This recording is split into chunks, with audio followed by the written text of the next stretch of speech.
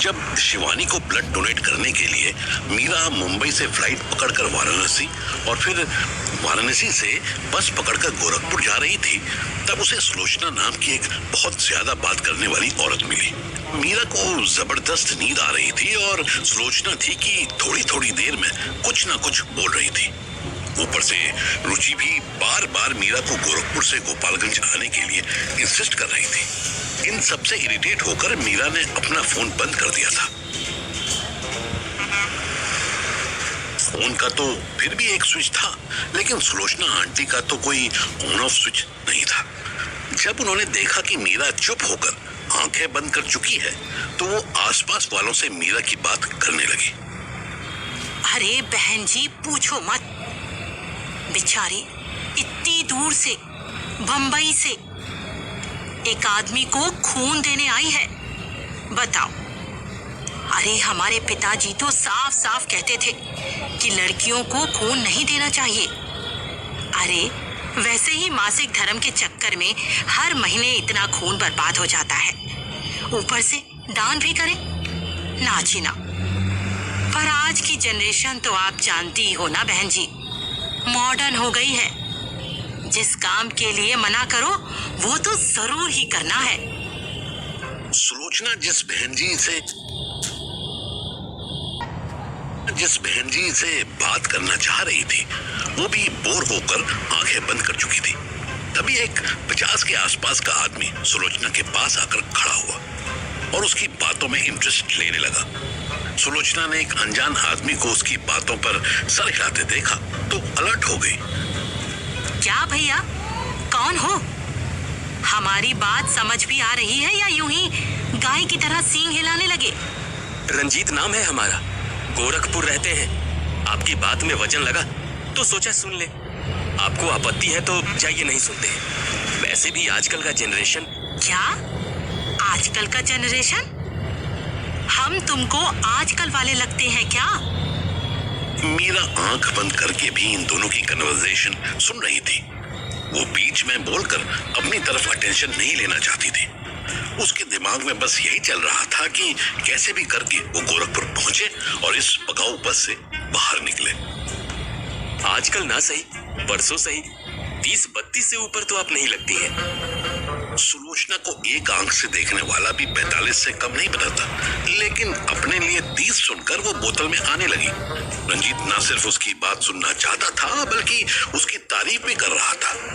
उसने मीरा के बारे में जितना भी कुछ इम्पोर्टेंट था सब रंजीत को बता दिया, और जो उसे नहीं पता था वो अपनी तरफ से जोड़ दिया। अरे बहुत मेहनती लड़की है, बंबई में एक्टिंग करती है, सीरियल में। सीरियल में? कौन सा सीरियल में? ये पास्ता क्या कहलाता है में आई थी, हमने देखा था। वो तो हम भी देखते हैं, उसमें कब आई है? अरे बीते हफ्ते अंतरा ने पास्ता बनाया था ना, वो यही तो थी जो ब्रेड लेकर आई थी। वो नौकरानी? मीरा अंदर ही अंदर घुट रही थी। बड़बोली आंटी उसे नौकरानी बना रही थी। मीरा मन ही मन बोली, बापूश्री, इस मुसीबत से बचा लो प्लीज। मीरा को ऐसा लगा जैसे बापूश्री उसके सामने आए और उसके सर पर हाथ फेरने लगे। मीरा के चेहरे पर स्माइल आ गई। उसे लगा जैसे बापूश्री उसे इन बेवकूफ लोगों की बातों को टॉलरेट करने का हौसला दे रहे थे। मीरा जिन बातों से अब तक इरिटेट हो रही थी, अब उन्हीं बातों को कहानी समझकर इमेजिन करती सुनने लगी, और कब सुनते सुनते गहरी नींद में चली गई उसे पता ही नहीं चला। मीरा की नींद खुली तो बस रुकी हुई थी। उसने आसपास की सीट पर देखा, पूरी बस खाली थी। उसने अपना पर्स टटोला, अंदर से मोबाइल गायब था। ओह नो, ये नहीं होना चाहिए था। हे बापूश्री, मोबाइल बचा लो प्लीज। मैं कैसे जाऊंगी गोलमालगंज? मीरा सीट के नीचे आगे पीछे सब तरफ मोबाइल ढूंढ रही थी, पर मोबाइल वहां होता तो उसे मिलता। क्या हुआ मैडम, कुछ खो गया क्या? रंजीत अचानक उसकी खिड़की से आकर झांकने लगा तो मीरा चौंक गई। मेरा मोबाइल नहीं मिल रहा। ओह तभी? क्या तभी? तभी वो बड़बोली औरत इतनी जल्दी में भाग के गई। बोली जोर से शौचालय जाना है और बस अड्डे के महिला प्रसाधन में चली गई। कहाँ है वो? आप मुझे बता सकते हैं? हाँ, क्यों नहीं, बिल्कुल। आइए, बाहर आइए। मीरा दौड़ती हुई बस से बाहर निकली। देखिए, हम आपको उस बड़बोली महिला तक पहुंचा देंगे, लेकिन आपको भी सोचना चाहिए कि ऐसे बस में अनजान सफर में बेसुध होकर नहीं सोते हैं। आइए। जी। मीरा के सामने पब्लिक वॉशरूम था। वहां से बेहद गंदी स्मेल आ रही थी। मीरा पर्स संभालते जैसे तैसे उल्टी रोक दी अंदर घुसी। वहां सिर्फ 2 ही दरवाजे बंद थे। बाकी 3 खुले दरवाजों में उसने चेक कर लिया कि कोई नहीं था। पहला दरवाजा खुला। मीरा की उम्मीद बढ़ी, पर उसमें से एक 12-13 साल की लड़की निकली और उदकती हुई बाहर चली गई। अब एक आखिरी बंद दरवाजा बाकी था। 5 मिनट के लंबे इंतजार के बाद वो भी खुला, पर कोई बाहर ना आया। पक्का यही होगी, छोड़ूंगी नहीं मैं इसको। मीरा खुद ही अंदर घुसने लगी तो देखा कि एक बूढ़ी औरत अपने पेटीकोट का नाड़ा बंद कर रही थी। मीरा मुंह लटकाए हुए वापस बाहर आई थी। बाहर खड़ी औरत ने 5 रुपए मांग लिए। मैंने कुछ नहीं किया। पैसे किस बात के? इससे पहले कि वो औरत ज्यादा बहस करती, अंकल रंजीत ने उसे 5 का सिक्का दे दिया। आप ये सब छोड़िए, अंदर मिली क्या वो? मीरा ने ना में सर हिला दिया। एक काम करिए, अभी ज्यादा दूर नहीं गई होगी। आप पुलिस थाना चलिए, यहीं पास में है। बहुत हेल्पफुल लोग हैं, आपका मदद जरूर करेंगे। मीरा पहले ही ना में सर हिलाने लगी। Thank you, but no thanks. मैं पहले ही परेशान हूँ, मुझे और परेशान नहीं होना। आप बस इतना बता दीजिए कि ओल्ड सिम निकलवानी हो तो कहाँ से मिलेगी, और यहाँ आसपास कोई सस्ता सा मोबाइल मिल जाएगा? रंजीत ने ऊपर से लेकर नीचे तक देखा, फिर अफसोस में गर्दन हिलाता बोला, आप नई जनरेशन का यही पंगा है। हर काम में शॉर्टकट चाहिए आपको। ये नहीं कि पहले पुलिस कंप्लेंट करवाएं। अरे क्या पता मिल जाए वो। सिर्फ फोन ही ना ले गई है, रुपया कैश तो नहीं ले गई। मीरा अपना पूरा पर्स टटोलना ही भूल गई थी। उसने अच्छे से पर्स देखा। कैश तो वैसा का वैसा ही था, बस ऊपर फोन रखा हुआ था। शायद उसी पे झपट्टा मारकर ले गई थी। वैसे तो मीरा का फोन थेफ्ट प्रूफ था।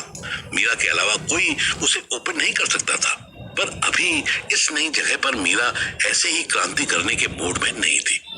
वो तो इतनी डिप्रेस हो चुकी थी कि अगर उसे मन्नू का नंबर याद होता तो वो तुरंत कॉल करके कहती कि उसे और कहीं नहीं जाना। बुरा मानना है तो मान जाओ, मैं वापस जा रही हूँ। आप नेपाल से हो? मैडम, आप नेपाल से हो क्या? मैंने पहली बार में ही सुन लिया था। नहीं, नेपाल से नहीं, हिमाचल से हूँ। ओह, तभी आप ऐसे बोलते हो। मेरा मतलब ऐसे बोलते हो। आ जाओ, आपको सेकंड हैंड मोबाइल की दुकान दिखा देता हूँ। मीरा हिचकिचाती हुई उसके साथ चल दी। बस अड्डे के पास ही एक छोटी सी दुकान थी जिसमें 3 लड़के बड़ी मुश्किल से फिट होकर ताश खेल रहे थे। तीनों की शक्ल देखकर लग रहा था कि वो कई दिन से नहाए नहीं थे। रंजीत ने बिना मीरा से पूछे ही उसकी पूरी ट्रेजेडी लड़कों को सुना दी। लड़के भी ऐसे खाली थे कि बारी बारी सेम बात फिर मीरा से पूछकर कंफर्म करने लगे। मीरा इरिटेट तो हो ही रही थी, फिर भी कंट्रोल करने लगी। आप फिक्र मत करिए, जब तक आप अपने घर वालों से बात नहीं कर लेते तब तक हम आपको अकेला नहीं छोड़ेंगे। आपको घर में किसी का नंबर तो याद होगा। नहीं, मैं पापा को नहीं बताना चाहती कि मैं यहाँ आई हूँ। वो बहुत गुस्सा करेंगे। रंजीत के चेहरे का रंग बदल गया।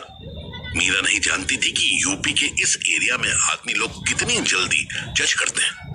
रंजीत के अंदर मदद करने का जितना भी जोश था, वो ये सोचकर गायब हो चुका था कि लड़की घर से भागकर आई थी। सही है, माँ बाप तो वैसे भी एक टाइम बाद किसी काम के नहीं रहते। क्या ही करेंगी उनको बता के? नहीं, ऐसी बात नहीं। एक्चुअली मेरे हस्बैंड ने मुझे यहाँ आने के लिए कहा था, इसीलिए। रंजीत का चेहरा फिर से खिल गया। अपने हस्बैंड की बात मानने वाली लड़कियां उसे बहुत अच्छी लगती थी। ओह बढ़िया, आपके साहब भी यहीं आने वाले हैं? नहीं, वो तो दिल्ली में है। उन्होंने मुझे ब्लड डोनेट करने के लिए यहाँ भेजा था। अभी उनसे बात नहीं हो पाई है। ओहो, फिर तो आपको बार बार कॉल करके परेशान हो रहे होंगे। हाँ, बार बार कॉल करो, और वो दिन में अगर एक बार भी कॉल कर ले तो बहुत बड़ी बात हो जाए। जाने क्यों मीरा रंजीत पर पूरा भरोसा करके उसे एक के बाद एक सारी बात बताती जा रही थी। रंजीत भी अपने ही हिसाब से उसकी बातों का अलग ही मतलब निकाल रहा था।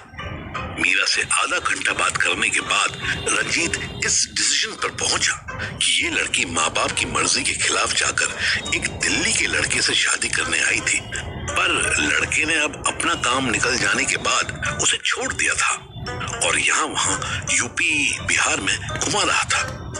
30 मिनट बाद उसकी सिम भी एक्टिव हो गई थी। लड़कों ने रंजीत को ही कुछ इशारे से कहा जो मीरा को ठीक नहीं लगा। आपके सिम का वेरिफिकेशन हो गया है, 10 मिनट में चालू हो जाएगा ऐसा बोल रहे हैं। फोन जौन सा लेना चाहे ले लीजिए, रुपया पैसा का फिक्र मत कीजिएगा, कम ज्यादा होगा तो हम दे देंगे। तभी रंजीत का फोन बजा। कॉल शायद उसके घर से थी। वो 1 मिनट वाली उंगली दिखाकर साइड गया। मीरा अपने सामने पड़े 4 पुराने फोन देखने लगी। चारों ही एंड्रॉइड थे और चारों ही स्विच ऑफ थे। भैया इसे ऑन तो करो, कैसे पता चलेगा कि फोन ठीक है या नहीं? एक लड़के ने फोन ऑन करना शुरू किया और दूसरे लड़के ने एक कोल्ड ड्रिंक कांच वाली बोतल में स्ट्रॉ लगाकर मीरा के सामने रख दी। मीरा का गला सूख रहा था। उसने 3-4 बड़े घूंट लिए। लड़के मोबाइल से खेल रहे थे और मुस्कुरा रहे थे। मीरा का सर घूम रहा था। अगले 5 मिनट बाद उसे सब अंधेरा अंधेरा सा लगने लगा। मीरा के हाथ से कोल्ड ड्रिंक की बोतल छूट गई। किसी ने मीरा को सहारा देकर जमीन पर गिरने से बचा लिया। मीरा को यह टच फील हो रहा था। यह अच्छा टच नहीं था, लेकिन मीरा कुछ ना कर सकी। उसे लड़कों की आवाज आने लगी। यहाँ सही नहीं रहेगा, वो बुड्ढा आ जाएगा। इसको खुशीनगर वाले गोदाम में ले जाओ। हम कैसे? लड़के आपस में बहस कर रहे थे। ये मीरा को सुनाई दे रहा था। फिर उसे फील हुआ कि वो गाड़ी में थी। उसके चेहरे पर खूब सारी हवा लग रही थी। हाथ पैर उसके अभी भी नहीं काम कर रहे थे, पर हल्का हल्का दिखना शुरू हो गया था। थोड़ी देर बाद उसे हवाओं से महसूस हुआ कि वो किसी जंगल वाले एरिया में थी। पतले पतले हाथों वाला लड़का गाड़ी के अंदर ही उसके कपड़े खोल रहा था। मीरा हाथ मारकर उसे रोकना चाहती थी, पर उसके हाथों में जान ही नहीं आ रही थी। मीरा ने एक जोर की लात चलाई जो शायद लड़के के मेन पार्ट पर कहीं लगी। लड़के ने मीरा के थप्पड़ मार दिया और अपनी पैंट उतारने लगा। मीरा को उसका प्राइवेट पार्ट धुंधला धुंधला दिखने लगा।